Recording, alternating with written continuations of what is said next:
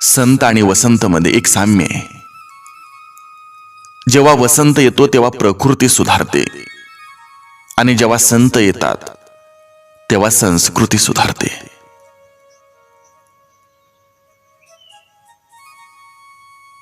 ज्या व्यक्तीमध्ये विचार करून निर्णय घेण्याची क्षमता असते तो आयुष्यात नेहमी यशस्वी होतो. हिमतीने हारा पण हिम्मत हारू नका. प्रत्येक जण हिरा बनवूनच जन्माला घातला जातो, पण चमकतो तोच जो घणाचं घाव सोसण्याची हिम्मत ठेवतो.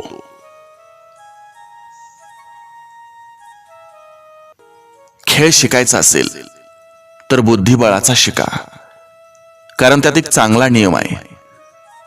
आपला माणूस आपल्या माणसाचा पराभव करत नाही.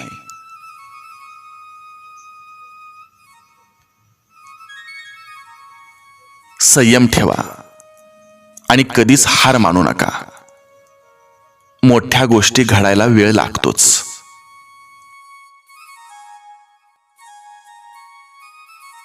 सुखासाठी जे काही कराल त्यात आनंद मिळेलच असं नाही, परंतु आनंदानं जे काही कराल त्यात सुख नक्कीच मिळतं. आयुष्य आपल्या सामर्थ्यावर जगायला हवं. दुसऱ्याच्या खांद्यावर तर केवळ अंत्ययात्राच निघते. सुखाचे दिवस आपल्याकडे चालत येतील म्हणून वाट पाहत बसलात तर आयुष्यभर वाट पाहावी लागेल. पण आपण सुखी आहोत हे ठरवलं तर आयुष्यभर आपण सुखी राहू. मिठाच्या बरणीला कधीच मुंग्या लागत नाहीत, पण साखरेचा एक कण जरी असला तरी मुंग्या लागतात. माणसाचे तसंच आहे. गोडवा जिभेवर असेल तर सारेच धावून येतील, पण मिठासारखा खारटपणा असेल तर कोणीच येणार नाही. ज्याची वाणी गोड त्याचं आयुष्य गोड असतं. जगणं खूप सुंदर आहे, त्यावर हिरमसू नका. एक फूल उमललं नाही म्हणून रोपाला तोडवू नका.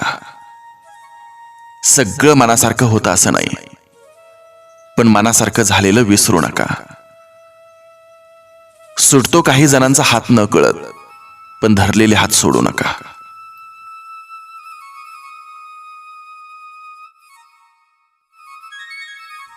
हिरा आणि काचेत फरक ओळखायचा असेल तर उन्हात ठेवा.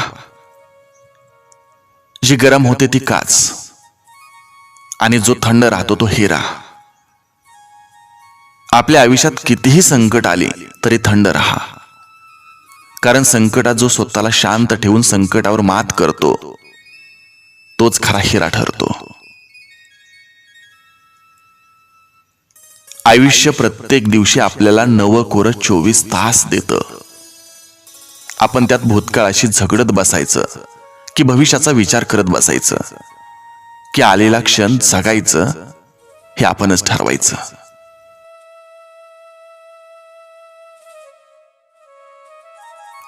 आपली चांगली वेळ जगाला सांगते की आपण काय आहोत, परंतु आपली वाईट वेळ आपल्याला सांगते की जग काय आहे. छोटंच आयुष्य आहे, ते त्या लोकांसोबत घालवा जे तुमच्या अस्तित्वाची किंमत जाणतात. आयुष्य आनंदी ठेवायचं असेल तर स्वाद आणि वाद या दोन्हीचा त्याग केला पाहिजे. स्वाद सोडला तर शरीराला फायदा आणि वाद सोडला तर नात्याला फायदा.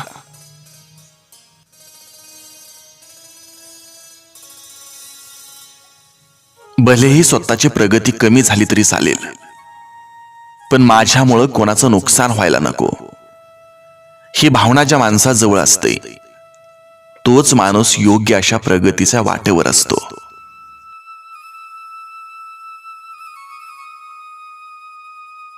आयुष्यात झालेल्या चुकामुळे जर आपण प्रयत्न करणं थांबवलं तर ते मात्र चुकीचं आहे.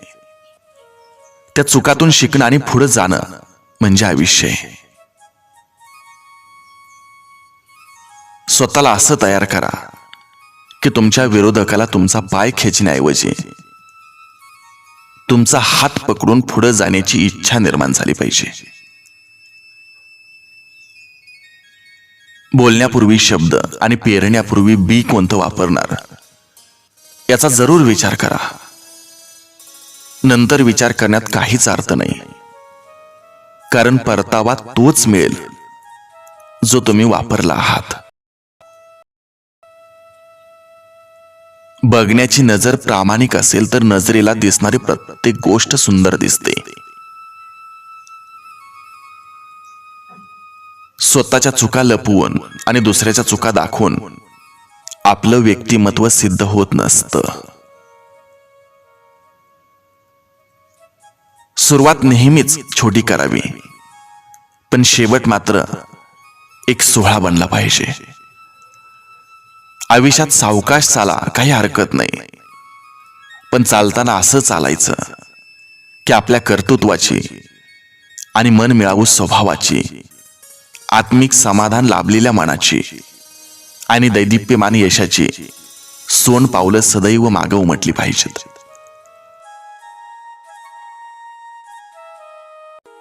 मंडप कितीही भव्य असला तरी झालर घातल्याशिवाय त्याचं सौंदर्य खुलून दिसत नाही. त्याचप्रमाणे तुम्ही जीवनात कितीही मोठेपण मिळवलं तरी माणुसकीची जोड असल्याशिवाय जीवन कृतार्थ होत नाही. रसिकानो, मी असंच आपल्यासाठी सुंदर सुविचार घेऊन येतोय. तत्पूर्वी एक विनंती तुम्हाला करतोय.